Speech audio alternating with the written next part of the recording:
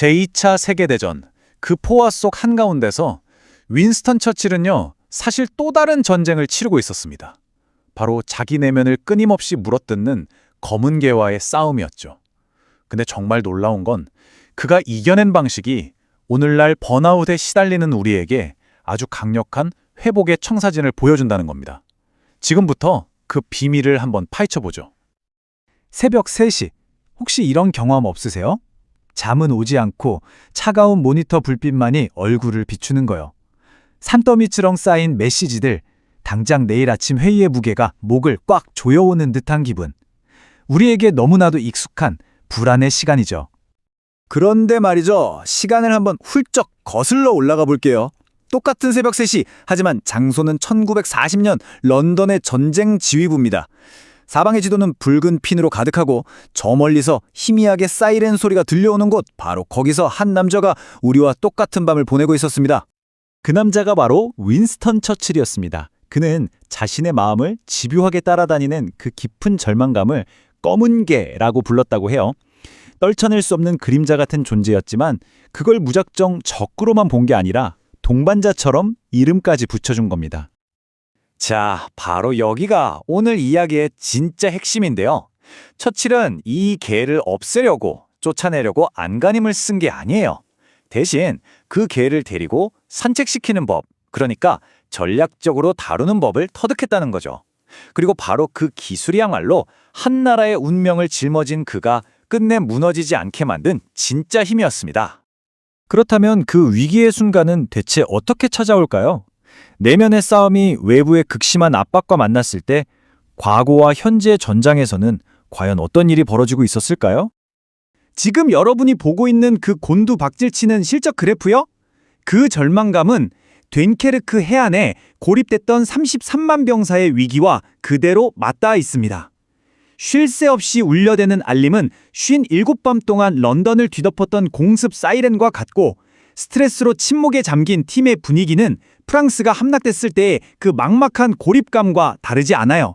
시대는 달라도 우리를 짓누르는 압박의 본질은 똑같습니다. 이런 식으로 사방에서 공격이 쉴 새 없이 밀려올 때 여러분의 첫 수는 뭔가요? 그냥 더 버티고 더 세게 밀어붙이는 거? 정말 그게 최선일까요? 이 질문이 우리를 전혀 예상치 못한 해법으로 이끌 겁니다. 바로 여기서 진짜 놀라운 반전이 시작됩니다. 처칠이 꺼내든 카드는요, 더 열심히 일하기가 아니었어요. 정반대였죠. 그가 매일같이 아주 의도적으로 실행했던 건 바로 치밀하게 설계된 전략적인 회복 시스템이었습니다. 이 4가지 단계를 한번 보세요. 뭐 그냥 취미생활 아니야? 싶을 수도 있지만 전혀 아닙니다. 이것들은 정신과 감정을 다시 무장시키기 위한 아주 정교한 도구들, 일종의 회복 스테이였던 거죠. 매일매일 차곡차곡 쌓아올리는 그만의 필승 전략이었습니다. 한번 이렇게 생각해 볼까요? 만약에 휴식이 도피가 아니라 최고의 성과를 내기 위한 가장 공격적인 무기라면요. 처칠은 이미 알고 있었던 겁니다.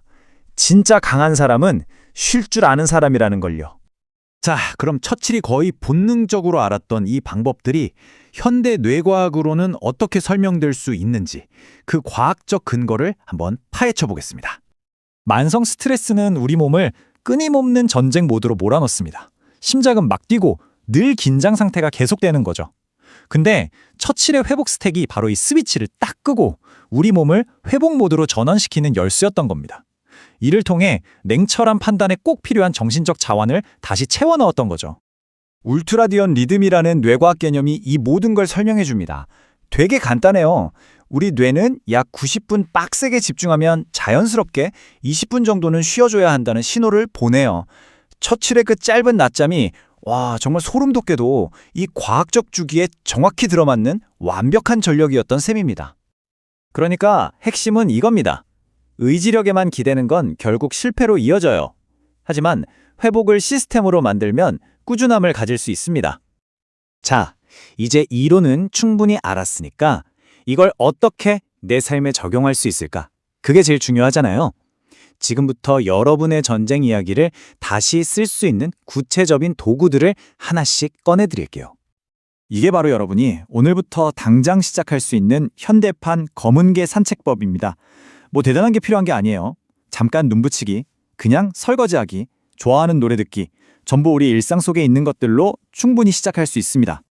그리고 이 놀라운 원리는요, 개인을 넘어서 우리 팀, 우리 조직 전체로 확장될 수 있어요.